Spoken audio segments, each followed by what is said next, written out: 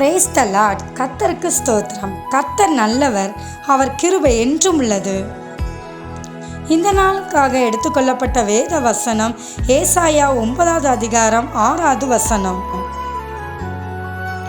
நமக்கு ஒரு பாலகன் பிறந்தார், நமக்கு ஒரு குமாரன் கொடுக்கப்பட்டார். கர்த்தத்துவம் அவர் தோளின் மேலிருக்கும். அவர் நாமம் அதிசயமானவர், ஆலோசனை கர்த்தா, வல்லமை உள்ள தேவன், நித்திய பிதா.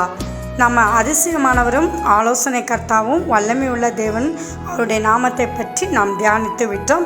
இன்றைக்கு நித்திய பிதாவை பற்றி நாம் தியானிக்க போகிறோம்.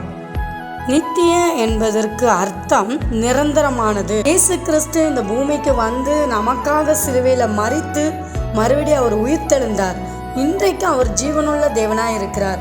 அதனால தான் நித்திய பிதா என்று அவருக்கு நாமம் கொடுக்கப்பட்டுள்ளது. இயேசு கிறிஸ்து ஒருவர் தான் நிரந்தரமான தேவன். இன்றைக்கும் அவர் ஜீவனுள்ள தேவனாயிருக்கிறார்.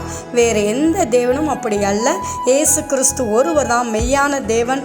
இந்த நித்திய பிதாவின் தேவனை நாம் வணங்குவோம், போற்றுவோம், அவரை துதிப்போம், ஆராதிப்போம், அவரையே நாம் தேடுவோம். ஆமென். தேவன் தாமே உங்களை ஆசீர்வதிப்பாராக.